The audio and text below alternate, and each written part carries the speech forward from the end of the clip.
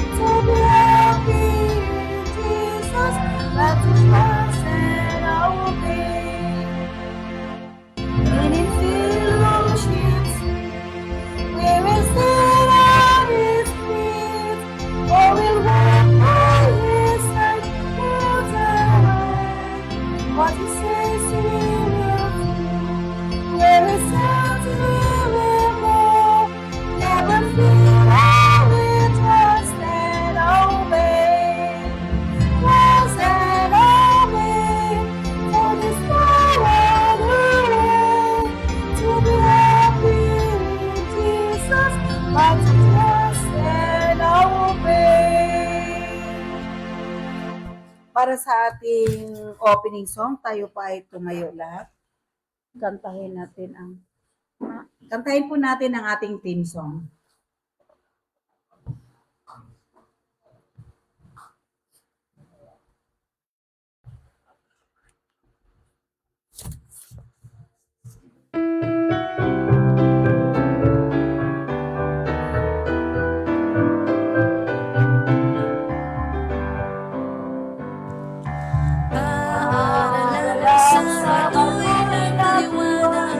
Layunin ay nakamit ng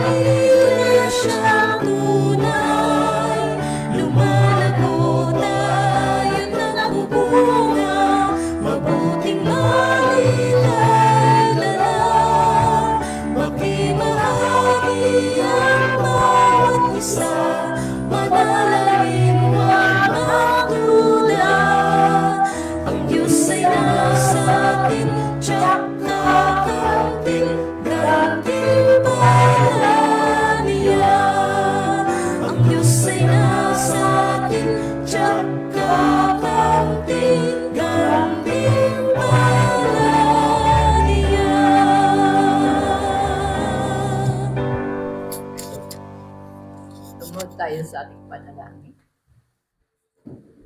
Umahabagin, dakila naming Diyos ang tahanan nila sa mga langit. Ama, ibinabalik namin ang papuri o salamat sa inyong dakilang pangalan ngayong umaga. Narito kami, Ama. Nagpapasalamat na kami po inyong kinumport at ingatan sa buong isang linggo nagdaan. Kabla ng aming naranasan na riyan ka, naramdaman namin na ang iyong pag-ibig ay hindi po iniiwan at pinabayaan. Kaya sumagang ito, Ama. Dadako kami sa aming Sabbath School program. Nawa ang hiniling namin ang pangunguna ng Banal na Espiritu ang siyang maranasan namin sa maghapon. Ingatan kami at bigyan kami ng kapayapaan sa aming puso sa bawat isa. Ama, nawa sa umagang ito ang aming programa ay nabilin namin sa inyo. Bigyan ng kaalaman ang bawat isa na siyang gaganap ngayong umaga. Tulungan. At nawa ito ay makagawa kami sa ayon sa inyong banal na kalooban. Pag-ingatan din, Ama, ang mga kapatiran, saan man siya, sa tahanan o sa daan. Makarating sila dito, Panginoon, sa bahay-sambahan upang makasama namin sila sa pagpuri at pagsamba sa Espiritu at katotohanan. Ang lahat ng ito, Ama, ay nabiling ko sa inyo at pinasalamatan, kalakip ng paghingi ng aming pagkakasala. Ang lahat ng ito ay hiniling ko alang-alang sa banal na pangalan ng aming Panginoon Jesus. Amen. Amen.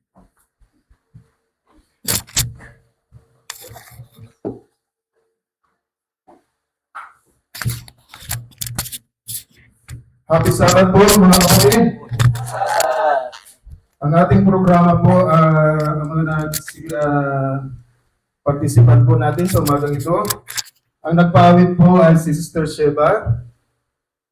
Ang ating opening prayer, ang inyong welcome remark, ang inyong lingkod si Brother Alex. At ang opening prayer po, si Elder Nana Yuli. At susundan po ito ng musical offering.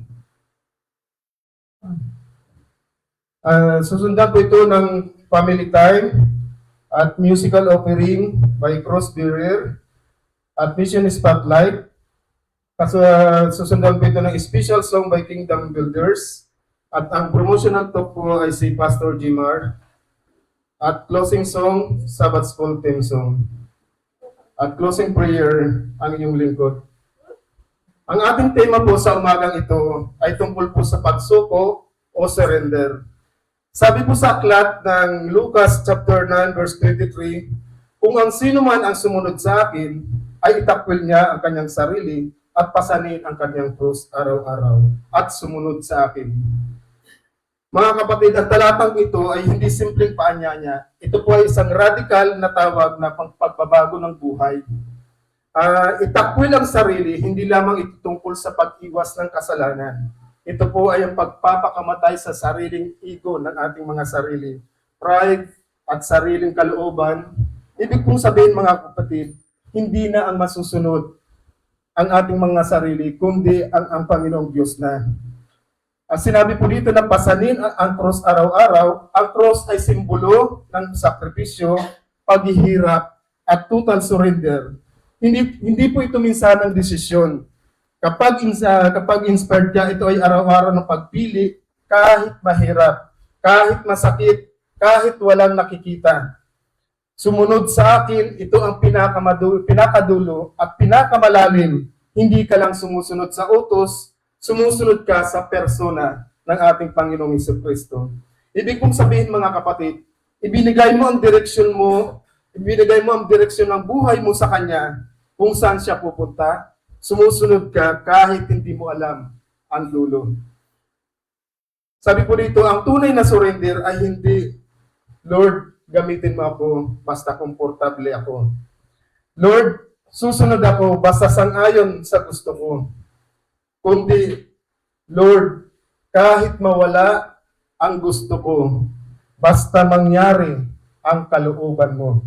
Ito po ang punto kung saan namamatay ang self at nabubuhay si Kristo sa ating mga sarili.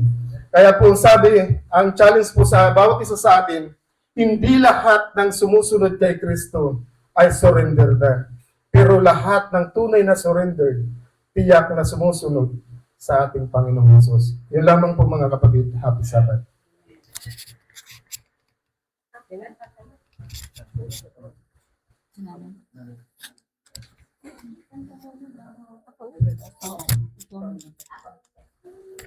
Aroy ko.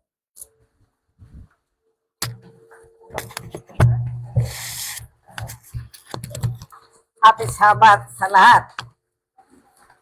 Tsagaan yung boses ko talagang affected na yan to sa problema ko. Ang binigay sa akin ng topic ngayon is changes and dangers in psychology. Ang hirap ano? Maraming problema psychologically. Dahil tayo lahat ay tao lamang. Babasahin ko to, in-explain ko lang as I go. Satan was a murderer from the beginning and does not stand in the truth because there is no truth in him. John 8:44. From Adam's day to now, Satan has been working at the will, turning it until he has the control of all the human minds who have received the lies which he deceived Eve and then use it to entice Adam into sin. Satan has kept up his precious working upon human minds from that day to this day. Those who know the truth are special targets. Satan is working to confuse the minds of those who know the truth by bringing in misleading sentiments, misleading examples. Unless the repent are converted, those who are lying, those who are living divided lives, professedly serving the Lord, but at the same time scheming to carry out their own plans, plans which retard the very work which Christ gave his life to accomplish. They will be deceived by the enemy of the souls. Kung tayo ay, hirapan ako nito. When we look back at our lives, we feel we are the only person that is hurting, suffering, or going through this difficult season, which is a lie. Parang naisip natin, sarili natin, pinanghihina na, ang dami kong problema. Ang iniisip mo, sarili mo lang, hindi mo naisip na ang kasamaan natin, pareho din humans, mga tao din. Meron din silang pinaglalapanan, meron din silang karamdaman, at meron din silang problema na gaya sa atin, na hindi lang po na isasabi sa atin. Pareho tayo may mga ganyan.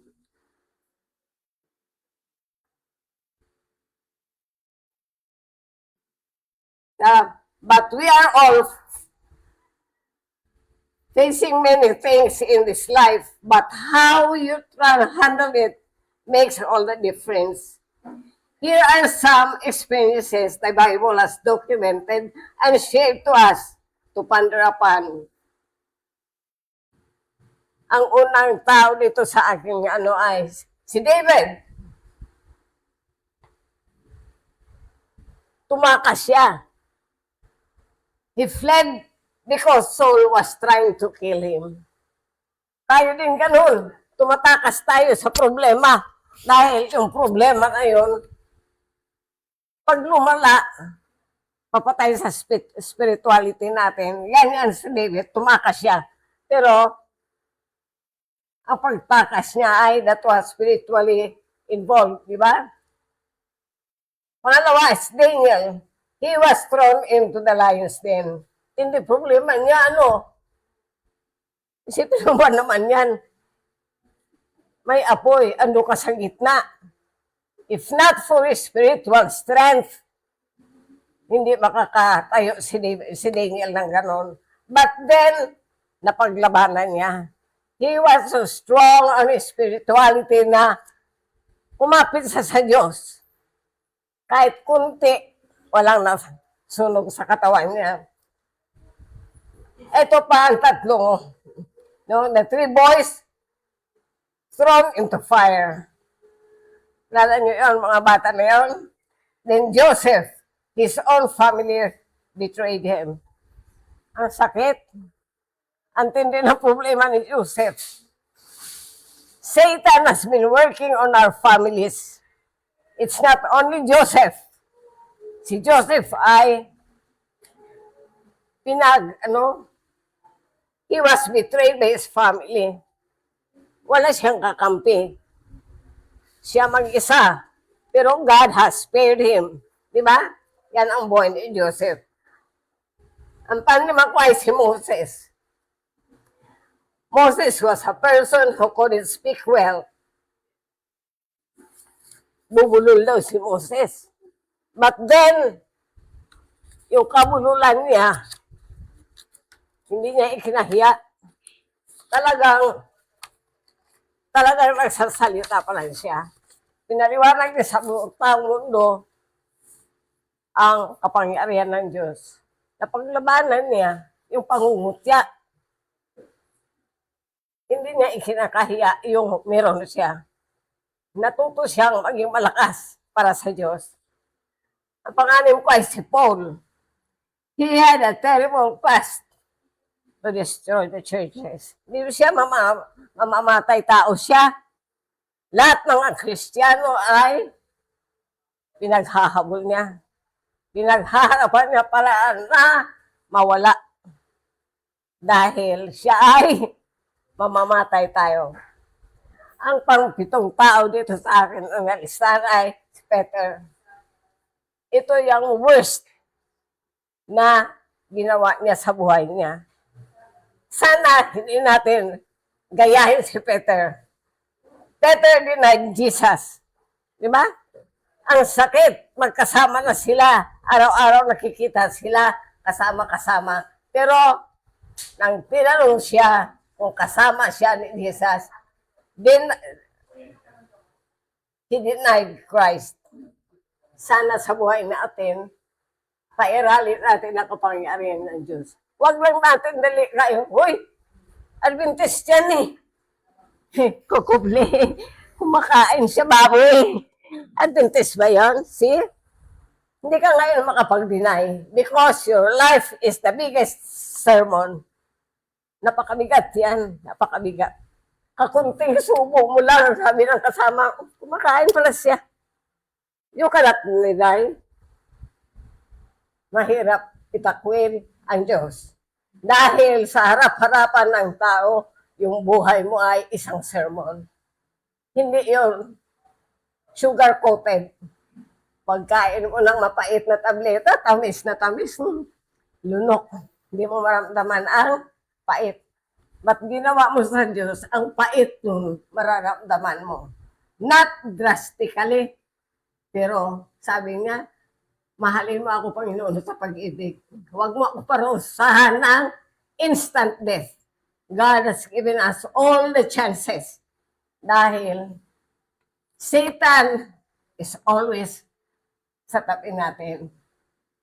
You go to Catholic Church, lumaki ako na daanan namin, papunta sa simbahan, yung simbahan ng Katolik. Sa akin, napakarangya ang simbahan nila compared sa simbahan namin na pinatayo ng mga magulang ko. Pahaba na upuan na ganyan, sawali yung dingding, ganon. Dinala ng tatay ko ng ukay-ukay na mga kurtina na magaganda para gumanda. But then, spiritually, ang taas ng pagtingin ko sa simbahan namin. Why? Dito kapatid ang tawagan. Aba kami English, sister and brother, walang kapatid-kapatid. Kahit sa kalye. Hindi mo na yung pakitungo ng bawat church member. Not in Catholic Church. Walang ganon. Ang worst part of it, pumasok ako sa Catholic Church dahil the thought of experiencing meron sila sa loob. But ang iba sa amin, pagdating sa kalye, cross. Hindi sabi ko, bakit lahat kayo nagkukross? Ano para yun sa ano? Pantabog sa demonyo. Sabi ko, oh my goodness.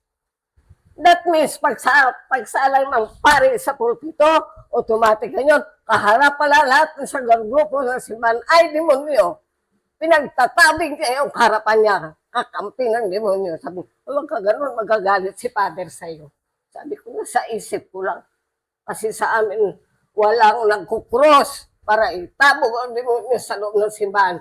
Dahil ang aming kasama ay ang Diyos.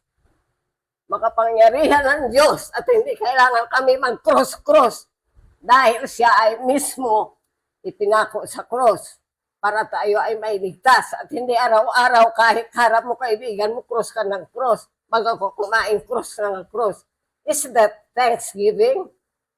Pasasalamat ba sa Diyos? Kapatid, pasensya ka ko, pero yun ang aking pinaglakihan at yun ang aking pananampalataya na naintindihan. Ito mga tao na banggit ka sa inyo, they knew in order for God to fulfill His plan for them, they have to repent and trust God because they were placed in a situation that no man can help them. Diba? Yung tao na ibanggit ko sa inyo, walang tao pumunta para tumulong. Si Daniel, aba, sa Lions Den, kita mo pa lang siguro tumatakbong layo papunta sa'yo, di mo malaman kung saan ka kukubli. May kukublihan ba? But then, sabi niya, they were placed in a situation that no man can help them. We know what God has done for these great children of God. Maraming pinakita na kapangyarihan ang Panginoon para mailigtas niya ang mga tao niya, anak ng Diyos. Tapos, maging ehemplo sana sa ating buhay yung mga kapangyarihan na naranasan ng mga tao noon na naisa po buhay nila at nailagay sa Bible for us to follow, for us to remember na yung pinagdaanan nila noon, balang araw baka mangyari sa atin. Same example, isang Diyos lang ang makapangyarihan. Remember, most of our stress comes from the way we respond, not the way life is. Adjust your attitude. Change how you see things. Look for the good in all situations. Take a lesson to find the opportunities to grow. Let all the extra stress, worrying, and overthinking go with it. Diba? Minsan nakakayamot, no? Ang daming problema, ang bayarin ko, ang tuition ko, ang asawa ko may kapit. Ang daming problema. Pero sabi nito, let all the extra stress, worrying, and overthinking go with it. Satan has no power to push you away from God. Hindi niya kaya tayo ipagtulakan. He's trying to tempt us little by little sa unting bagay, kunting doon, kunting pitik doon. Para hindi napapansin. Di ba? Kunti lang to, patikim lang. Manood lang ako eh. Kunti lang. But then, gradually, tao nahihila. Psychology, dangers in psychology. Ang ating utak ay nakukonvince ni Satan. Kunti lang yan, kunting pitik lang. Sige lang, okay lang, tikim lang. Panood lang. Doesn't matter at all. Pero ano sabi?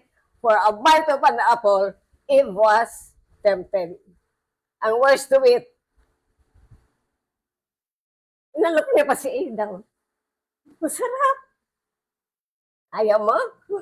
Maging makapangyarihan tayo. So, Adam was also enticed. So, little by little, God has been working to bring us in. Despite of the trials na maliit-liit din pumapasok sa ating buhay, is trying to cope up. Kumbaga, nalulunod ko na is trying to pull us out from sinking. Step all that, get ready for your miracle. Pagdasal mo, Panginoon, bigyan mo ako ng kapangyarihan na makalabanan ko ito lahat. Hindi biro. Satan has his way of proving his power. Isa-side ko ito. Yesterday was my birthday. My 74th birthday. 3 years ago, it was my birthday na nagbigti yung anak ko. The same date I was celebrating my birthday. Now, yesterday, naalaala ko, how Satan take advantage of the situation. Di ba? Emotional rin. Within the time na ako ay was grieving Satan, kasi upo. Would you believe na pinasok ng demonyo yung anak ko? He was shouting, Mami, ayaw ko sumama. Sinasama ako. How Satan was trying to prove his power. Ang anak ko, lumiliyad, he's trying to, parang nagsikinita ako na nalilipad. Sabi ko, my God, not my son again. The Lord is my shepherd. Ang lakas ng boses ko. Siguro mga past 12 kagabi. Anak ko, parang ang Bible, abot mo. Bilis. Psalm 23. Ilapag ko sa dibdib, niyapos kong anak ko. God, please save my son. Not my son again. Anak, nagdasal ka. Mami, ayaw ko sumama. Satan was working. He has tried to prove with all my tears and with all my voice. Siguro mga 10 minutes. Biglang bumagsak ang anak ko. My son-in-law nakatabi. Would you believe anong sabi? What is this? Nakalagpas na ako. Was able to go over. Anak kong patay nagsasalita. Andito na ako sa Lidyan. Malapit na ako sa bahay. Would you believe those things were happening? God has proven His worth. God has proven His power. With all this, God's prayer na inulit-ulit ko with that Bible on His chest, God has proven His power. Temptation is always with us. Satan is always with us. Anong gawin ko that night? I was the only one shouting and praying. Nobody was. But God was there. He pulled my son back to his seat at natulog. Kita niyo yung gano'n. But his feet was already elevated. Umangat na sa upuan, nakabed. So, mga kapatid, dangers in psychology. Pairalin parati ang Diyos sa utak. Huwag mag-isip. Satan is pulling. Huwag sumama. Always put God in your heart. Happy Sabbath. Nice.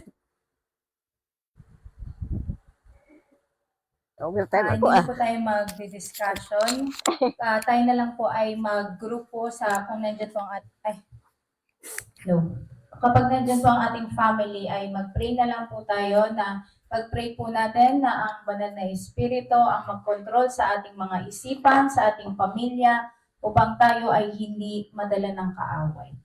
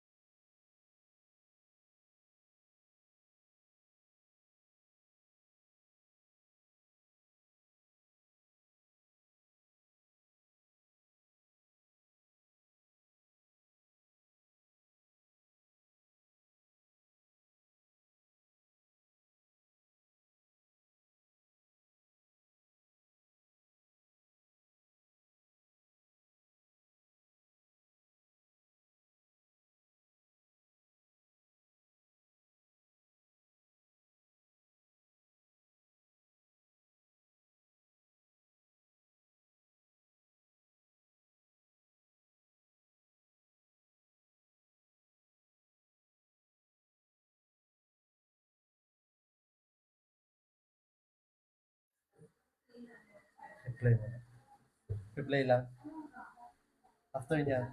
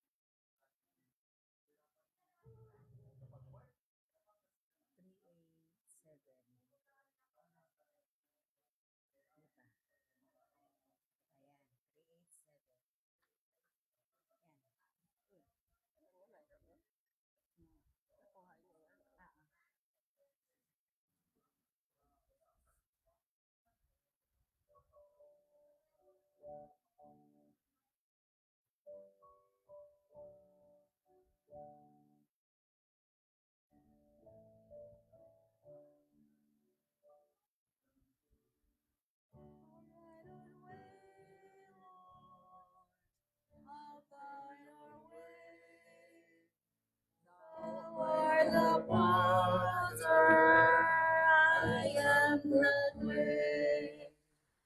Hold me and make me after thy will. But I am waiting. You lead still. Have thine own way, Lord. Have thine own way. Search me and try me, master to play. Whiter than snow, Lord, wash me just now, as in thy presence, humbly I bow. Have thine own way, Lord, have thine own way. Weary and weary, help me, I pray. Power on power, surely is thine. Touch me and help me, Savior divine. Thine own way, Lord, have thine own way. All over thee, absolute sway. Fill with the Spirit, till all shall see. Christ only always, living free. Amen.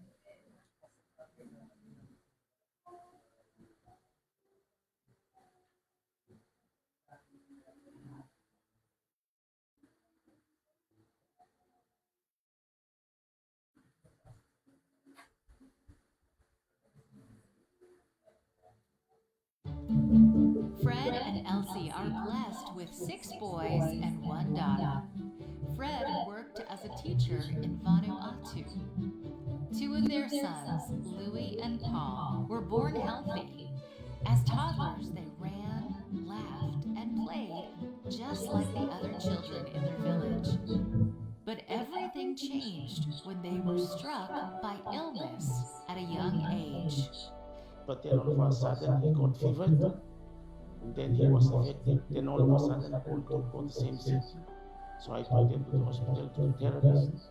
And the therapist, they tried to help them. The illness left Louis and Paul with disabilities, changing their lives forever.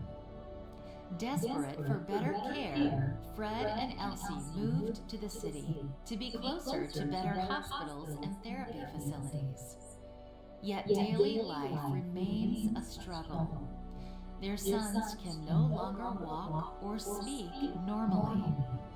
With the help of their other children, Fred and Elsie provide the love and care that Louis and Paul need. We live in a tiny house. We play very big responsibilities looking after the 2 special needs. Like every morning when we wake up, we have to carry them out, put them on their wheelchairs, or put them lying on the mat.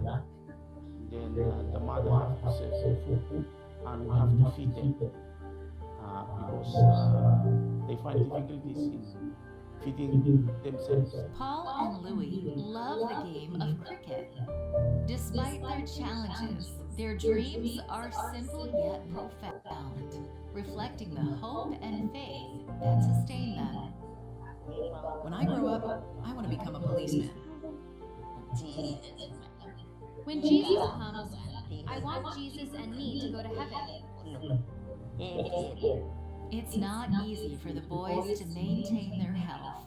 The challenges are overwhelming.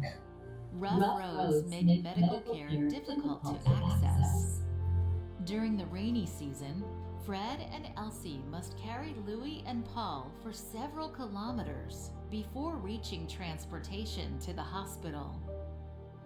Even basic needs, such as nutritious food, a proper toilet, and a safe place for bathing, are hard to secure. The biggest challenge I am facing now in caring for Louis and Paul is that they have grown into young adults and are becoming very heavy. This makes it difficult to move them around and provide the care they need. I would love it if there was a clinic, some sort of first aid clinic close by, so that they can more easily access medicine. In Vanuatu, children with disabilities face many hardships, including malnutrition, limited access to health care, and few opportunities for education. Families like Louis and Paul's often struggle just to meet their basic needs. But there is hope. This quarter, your 13th Sabbath offering will support families like theirs by providing help to grow nutritious food. And there will be also distribution of devices, things like wheelchair and other assistive devices that will help children with special needs. So it's not only a humanitarian like a project. It is also an avenue where we can share the love of Jesus. Your prayers and support are needed. Together we can give hope to families who long for a brighter future. Thank you for your support through 13th Sabbath offering to Vanuatu.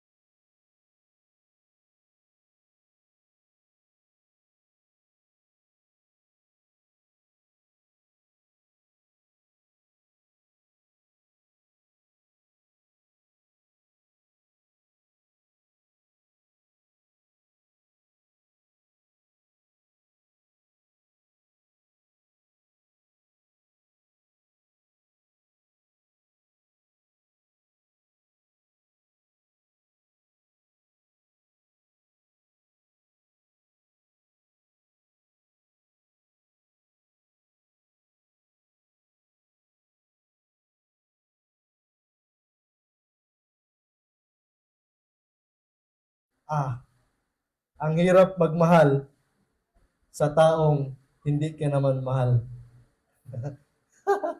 Pero kahit ganoon mga minamahal kapatid, napakapalad po natin kung ano. Yan po ang tinatawag na communion in action. Meron po talagang pagsasakripisyo na mangyayari. And ang pangatlo, ang communion ay pag-ibig na binabahagi sa mundo. Kaya nga po, ang atin pong General Conference ay patuloy na nagsasagawa po, particular po ang atin pong Adventist Youth Department ng General Conference ay patuloy pong nagsasagawa ng global mission. Particular po sa kamakailan lang po, last Sabbath ay isang nagawa po natin ang Global Youth Day at Children's Youth Day. Hindi lang tayo tinawag para tumanggap at maglingkod, tayo po ay isinugo. Mahirap naman kung tawagin lang, hindi naman natin ginagawa yung mission natin. Ano po? Kaya nga sabi sa Matthew 28 verse 19, doon po nakasulat mga kapatid, yung Great Commission ng ating pong Panginoong Hesus. Sabi niya, humayo kayo at gawin ninyong mga alagad ang lahat ng bansa. Hindi lamang po ang isang iglesia, kundi lahat ng bansa na hanggat maabot ng atin pong teritoryo. Dito po sa Kalsadang Bago. Sabi pa sa Acts 1 verse 8, kayo ay magiging mga saksi. So, matapos na atin pong tanggapin si Jesus Christ as our personal Savior, naroon din po yung mission natin pong tinatanggap, which is ang mission na ibahagi din sa mga tao na tinanggap natin na pag-ibig ng ating Panginoon. Kaya mga kapatid, ang mission ay hindi lang para sa iilan, hindi lang para sa mga pastor, hindi lamang para sa mga missionary, hindi lamang para sa mga officers ng church, kundi ito po ay para din po sa bawat isa sa ating mga mananampalataya ng ating Panginoong Diyos, mga tagasunod niya. Ang misyon ay para po sa ating lahat. Ano po? Ano pang sinasabi dito? Paano natin isa sa kabuhay ang communion in action? Simple lang po mga minamahal kapatid, pero ito po ay makapangyarihan. Saan po natin gagawin? Unang-una, sa tahanan. Ano po yung gagawin sa tahanan? Maging mabait, mapagpatawad, at alugit, mapagmahal. Kaya nga sinasabi na ang first missionary field po ng bawat isa sa atin ay saan? Sa atin pong tahanan. No? Kung makikita sa atin na tayo ay ginagampanan natin ang Great Commission ng ating Panginoon Diyos, ito po ay unang-una makikita sa atin pong mga tahanan. Ano po? Ano pa? Sa paaralan o sa trabaho. Maging tapat at mabuting halimbawa. Gaano ba tayo maging mabuting halimbawa sa atin pong mga katrabaho? Tayo ba ay kilala sa pagiging madasalin? O kaya naman, kilala ba tayo sa pagiging palamura? No? Alin po tayo sa dalawang klase ng bagay na yun, mga kapatid? At ang pangatlo ay sa kaibigan. No? Magdala ng pag-asa at kabutihan. Napakaganda mga kapatid, na siguro ang lahat naman po ang bawat isa sa atin ay meron pong mga kaibigan. Hindi po ako naniniwala na wala tayong mga kaibigan. Ano po? At ganoon din po sa iglesia, na tayo po ay tinawagan din makibahagi sa gawain po ng ating pong Diyos sa pamagitan po ng iglesia. Hindi mo kailangan pumunta agad sa ibang bansa para mag-missionary. Ang iyong mundo, ay ang iyong mission field. Ano po? Kaya ito pong mga nabanggit ko na mga mission field, kung ang lahat ng ito ay nagagampanan natin, ibig sabihin, tayo ay tinatawag na good servant of God. Kaya ang paalala sa bawat isa sa atin habang tayo ay lalapit sa communion, sa tuwing tatanggap tayo ng tinapay at saro, tandaan natin mga minamahal kapatid, hindi lang ito simbolo ng nakaraan. Ito ay paanyaya para sa kasalukuyan. Hindi lang ito tungkol kay Jesus, ito ay tungkol kung paano natin siya ipapakita sa iba. Hindi lang tayo dapat yung nakakilala lamang kay Jesus Christ, kundi ipakilala din natin kung sino si Jesus Christ sa ating buhay. Kaya bago po ako magtapos, ay nais ko pong ibahagi ang isang kwento ng isang bata na kung saan siya po ay nasa murang edad pa lamang. No? May isang batang lalaki na lagi siyang sumasama sa kanyang nanay o sa kanyang pamilya sa simbahan ng Seventh-day Adventist Church. At isang araw, nagkaroon po sila ng communion service. Tahimik na nakaupo itong batang ito habang pinapanood ang mga matatanda na tumatanggap ng tinapay at saro. No? Kaya nagtanong naman ang batang ito sa kanyang nanay. Kaya tanong niya, Nay, ano po bang ibig sabihin ng communion? No? At napangiti itong nanay niya, itong nanay. Ang sabi niya, anak, ito ay pag-alaala sa pagmamahal ni Jesus. Pero higit pa doon, ito ay paalala na dapat nating ibahagi ang kanyang pag-ibig sa iba. No? Kaya napaisip itong batang ito. Kaya kinabukasan, habang siya po ay naglalakad sa isang daan, meron siya nakitang isang batang kalye o pulubi, no? At tahimik na nakaupo sa gilid ng kalsada. At napapansin niya parang siya ay gutom na gutom, no? At merong hawak ang batang itong tinapay na binigay sa kanya ng nanay. At bigla siyang napatigil at napaisip, no? Isip niya, kakainin ko ba to o ibibigay ko? At pagkatapos ng kanyang pag-isip, mga kapatid, naalala niya yung sinabi sa kanya ng kanyang nanay, no? Na ibahagi ang pag-ibig ni Jesus sa mga tao. Kaya lumapit itong batang ito at inabot ang tinapay doon sa pulubi. At ngumiti ang bata at agad itong kumain. At sa simpleng sandaling iyon, mga minamahal kapatid, nakaramdam ang batang ito ng kakaibang saya sa kanyang puso. So, alam ko ang bawat isa sa atin, dahil tayo po ay namumuhay sa atin ang pag-ibig ng Panginoon, alam din natin kung ano yung pakiramdam na nagbibigay. Tama po ba? So, sa murang edad ay talagang napaisip siya o nakagawa siya ng isang bagay na kung saan nakagaan sa kanyang puso, mga kapatid. Kaya sa kanyang pag-uwi, sinabi niya sa kanyang nanay ang nangyari.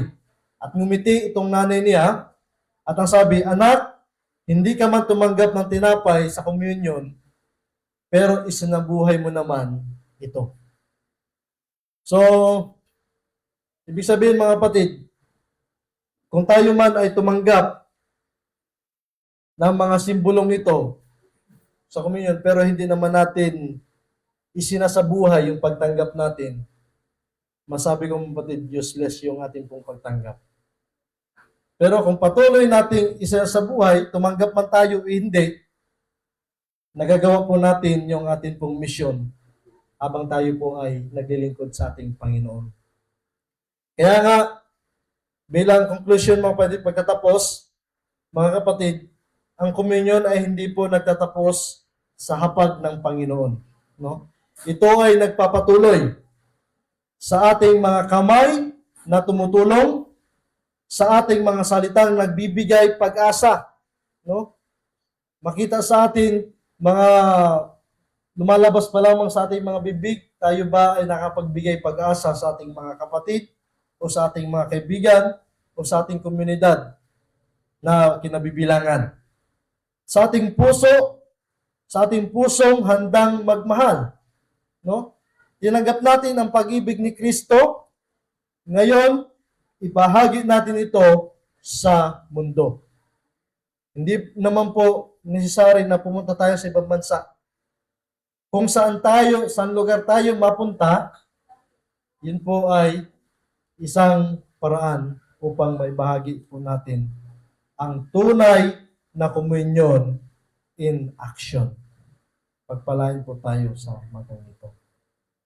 So, bago tayo magsimula, siguro sa care group na lang mag-kolekta. Kolektahan. Sige, atin pong tawagan ang atin pong mga diakono at diakonisa. At atin pong kukolektahin po ang atin pong mga 13th Sabbath offering.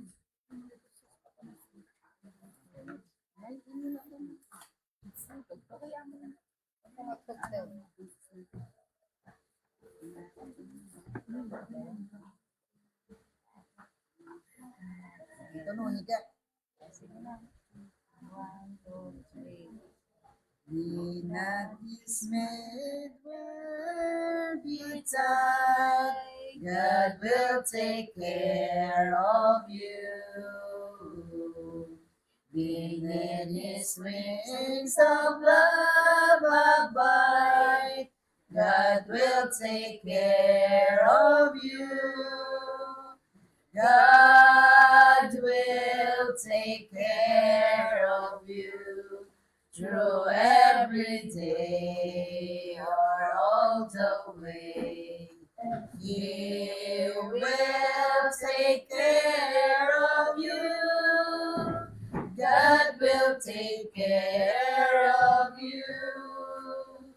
Through days of toil and heart that fail, God will take care of you. When dangers pressures your path assail, God will take care of you. God will take care of you through every day or all the way. He will take care of you. will take care of you.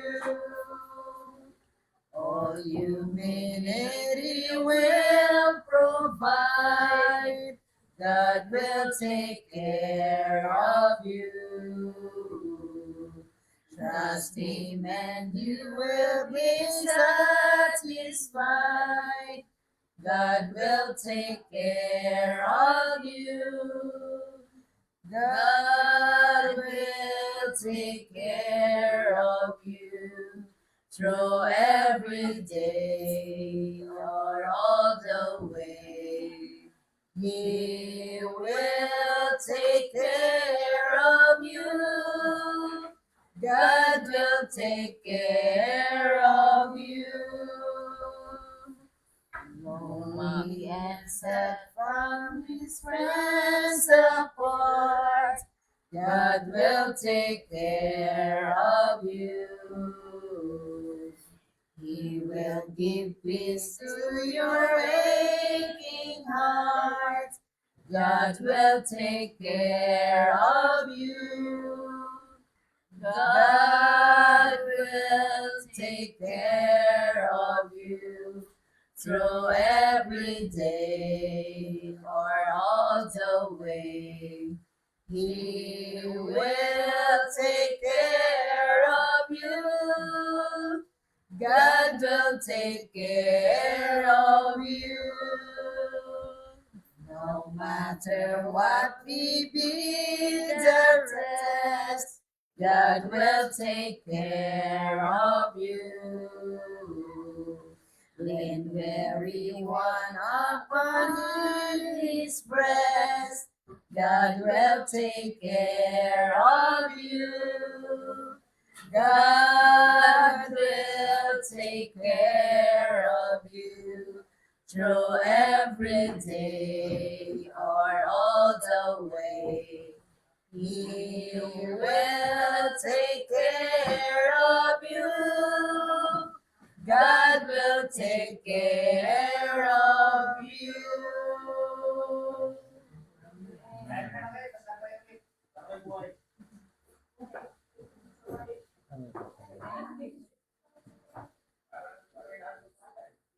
Tayo na po idadako sa ating lesson study. Hanggang 10:10 po. Sa 10:10 po, tatapusin na po natin ang ating Sabbath School program. Dahil after po niya na meron po tayong token na ibibigay sa mga may birthday ng January, February, and March po. After po ng Sabbath School. Bye.